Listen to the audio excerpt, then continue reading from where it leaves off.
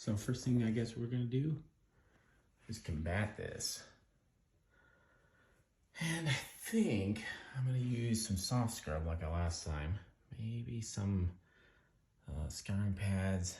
I know that doesn't sound great, but it did work last time. I'm not trying to get the luster back, just trying to clean it up.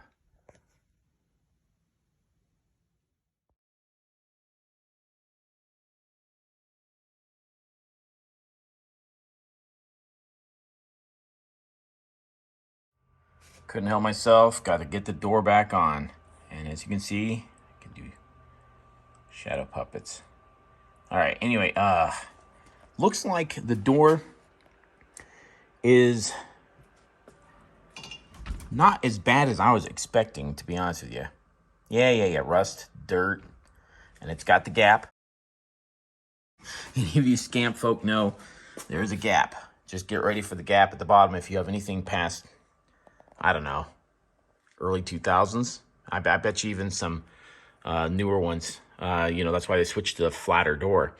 And anyway, so I put it on the door. I had a couple of parts left. He didn't have all the bolts, so luckily, I mean, if you're a Scamp owner, you just carry a bucket of parts, right? You know, to repair your Scamp on the road.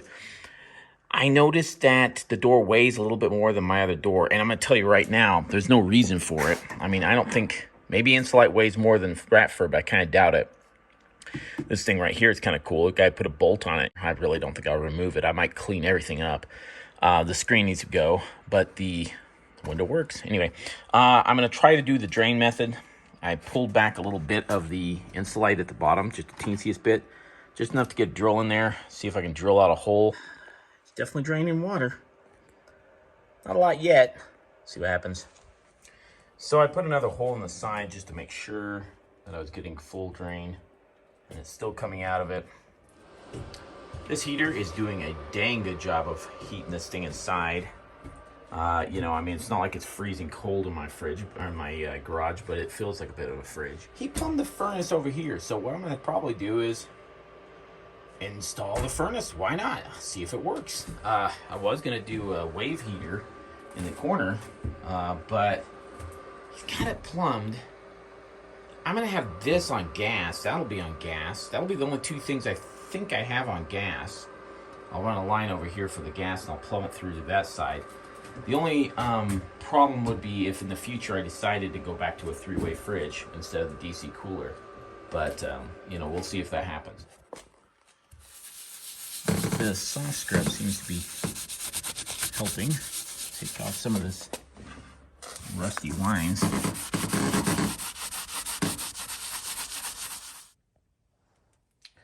So, the trail of water here. Yeah. That's where it was sitting before. I moved over to the side. Just let it drain out. I think it drained underneath for a while. It goes underneath the trailer a ways. And more than I thought I had in it. Actually, it's probably about as much as I thought I had in it. But yeah, I would say probably a quart or so. I don't know. Maybe if I come back out and I still see water coming out of it. I've heard of putting it outside too, so there might be another drill hole here somewhere or something like that. I'll have to patch all this back up with fiberglass later. So I found out that the gentleman that had this before me put these covers over where the three-way fridge was. And so I took out one of them, and there's a fiberglass board of some sort he bought and just threw it on and then glued the heck out of it and then put the piece back on. And I say that's the last guy. Maybe it was the guy before him. I have no clue. I think they got kind of tired of water coming in, whatever. So I went ahead and took off one of them. I'm going to take this back off too. May even reuse this. This is actually fiberboard. So, how do you make your floor of your garage super dirty real quick? Well, peel off a bunch of plastic. Fiberglass boards come off now, and I've scraped off all this. This is the next one to go. He had this underneath the vent covers. Very odd. I guess it's because it looked better. I'm not sure. This too has a vent cover over it. And since I'm not going to use the three-way fridge, not entirely sure I mean, I'm not gonna leave it like that exactly, but I almost wonder if I can put that in there a little bit better and put this somewhere different. I mean, it still works pretty good. Mind you, I'm doing this with one hand, so that's why it got weird. But anyway, yeah, I think we're gonna just fiberglass over the holes. It's gonna be a lot prettier. How do you take the sealant stuff off? That's really caked on here. I was trying to use like Goo Gone and some different types of cleaner, and just found out that I take a razor blade and cut it and peel it really quick. It actually comes off pretty slick. And then of course I use Goo Gone to wipe it down. This stuff is horrible. It's as hard as a rock stuff. And I tried cleaning it with like some cleaners and stuff, and just found out that once again, a good blade and a lot of time probably will take it off. I'm gonna leave a lot of scratches, but I'm gonna be buffing this all out anyway, so it's not gonna make much difference to me. Plus this probably get painted anyway, so it's all over this stuff. I don't know what this was originally. I don't know if it was a sealant he put on there. I would have thought it was some sort of tar from a tree, but it doesn't go all the way up even when I was cleaning it. So I'm not sure, and it's on all of them. So that'll be number 2 to clean up. We got a new junction box, courtesy of my father-in-law. He had one that's about the right size and everything to replace that old rust bucket back here. And maybe you can't see it very well because of the shading, but this thing is just the bolt seized and it's really rusty. So, I mean, it still does its job, but it doesn't do its job pretty. So let's make it pretty, right? Anyway, that's where I'm at now. What have you been up to, Rob? Well, this is going to be my new breaker box, because this is my old breaker box. As you can tell, that's just pretty. This thing looks like it had some water damage that was definitely coming in over the years. Of course, it's a very old trailer, so honestly, if it's that bad, it's still working fine, or was working fine. It's not like it did a bad job. It did its work. Time to retire it.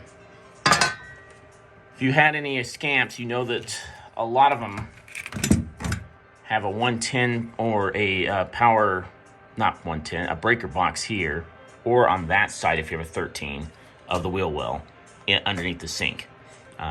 The 16 has a little bit larger space in it, so obviously I guess they decided to put it on this side. Maybe different years had it in different places. What I'm gonna probably do is get rid of that altogether for the idea of using rivets. I'm gonna put a block here and glue it in, and then fiberglass it. Then fiberglass my receptacle over here for the power. That's where this used to go. It effectively went right there, squished into the elephant skin. All right, so I've refiberglassed in the new board behind that one. I didn't do a very good job on I might have to cut some of that out or sand it down. As you can tell, my roller, I didn't get the air bubbles out, and it popped back out, and you got air base. So what you do is you get, this is fiberglass to this wall, fiberglass to this board. This side turned out okay. And the one behind it turned out really good too. You can kind of see no air bubbles and nice and smooth up against the wall. So what you do is you cut out little pieces of fiberglass about yay big or so, and then you saturate it in the epoxy resin with the mix of the hardener, and you apply it.